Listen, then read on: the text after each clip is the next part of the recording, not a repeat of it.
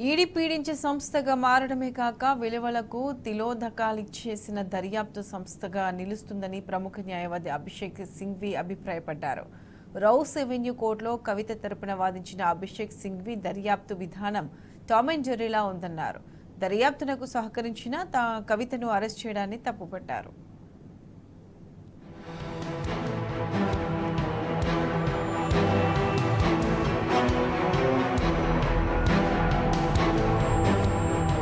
ED ఓ సామ్రాజ్యాధినేతగా వ్యవహరిస్తున్నదని, తనకు super power ఉన్నట్టుగా భావిస్తున్నదని, విలువలకు విలువలు లేకుండా చేసిందని బీఆర్ఎస్ ఎమ్మెల్సీ కల్వకుంట్ల కవిత తరపు న్యాయవాది అభిషేక్ సింఘ్వి పేర్కొన్నారు.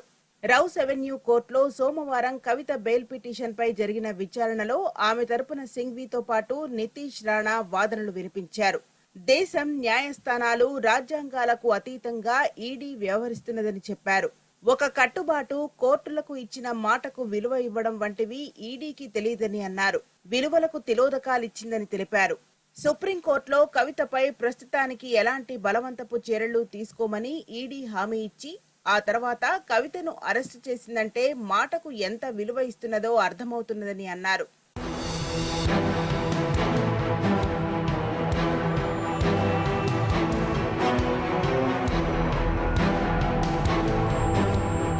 కవిత పిటిషన్పై గత నెల 17న సుప్రీంకోర్టులో విచారణకు వచ్చిన రోజే ఈడీ అరెస్టు చేసిందని తెలిపారు.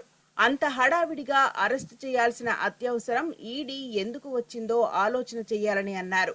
ఈడీ దర్యాప్తు సంస్థ మాదిరిగా వ్యవహరించటం లేదని, ప్రాసిక్యూటింగ్ ఏజెన్సీగా కాకుండా పీడించే సంస్థగా మారిందని చెప్పారు. కేసు దర్యాప్తు ఏమాత్రం నిష్పక్షపాతంగా జరగడం లేదని తెలిపారు. న్యాయబద్ధంగా వ్యవహరించడమే లేదన్నారు. ఈడీ దర్యాప్తు పిల్లి ఎలుక ఆటలా, టామ్ అండ్ జెర్రీలా ఉందని చెప్పారు. ఈడీ దర్యాప్తునకు కవిత సంపూర్ణంగా సహకరించారని, అయినా కావాలని అరెస్ట్ చేసిందని తెలిపారు. కవితకు వ్యతిరేకంగా ఒక్కటంటే ఒక్క సాక్ష్యం కూడా ఈడీ సాధించలేదని చెప్పారు. కేవలం అప్రూవల్ ఇచ్చిన వాంగ్మూలాల ఆధారంగా ఆమెను తప్పుగా కేసులో ఇరికించారని తెలిపారు.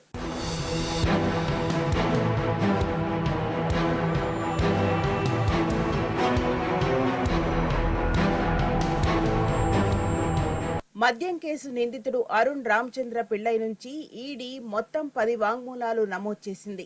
అందులో 9 స్టేట్మెంట్స్ కవిత పేరు పిళ్ళై చెప్పలేదు. చివరిదైన 10వ స్టేట్మెంట్లోనే కవిత పేరు చెప్పినప్పటికీ ఆ తర్వాత కొద్ది రోజులకే ఆ స్టేట్మెంట్ను ఆయన ఉపసంహరించుకున్నారు. వాంగ్మూలాన్ని వెనక్కి తీసుకున్న తర్వాత కవితను అరెస్ట్ చేయాల్సిన అవసరం ఏముంది అని సింఘ్వి ప్రశ్నించారు. దీనిని బట్టి కవిత అరెస్టే అక్రమమని స్పష్టమవుతుందని తెలిపారు. అదే మాదిరిగా 2022లో సుమారు 18 నెలల క్రితం ఈడీ ఛార్జిషీట్ దాఖలు చేసిందని, కవితను అరెస్ట్ చేసేందుకు ఈడీ దగ్గర సరైన కారణం లేదని చెప్పారు.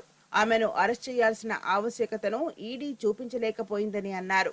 ఈడీ సమర్పించిన అనుబంధ ఛార్జిషీట్లలో కూడా కవిత నిందితురాలుగా లేదని గుర్తు చేశారు. ఈడీ సమన్లు జారీ చేసిన ప్రతిసారి కవిత సహకరించారన్నారు. దాదాపు గంటన్నర పాటు వాదనలు జరిగాయి. తదుపరి విచారణ ఈ నెల 4న మధ్యాహ్నం 2:30 జరుపుతామని కోర్టు ప్రకటించింది. తదుపరి విచారణలోగా కవిత బెయిల్ పిటిషన్పై ఈడీ కౌంటర్ పిటిషన్ వేయాలని నోటీసులు జారీ చేసింది.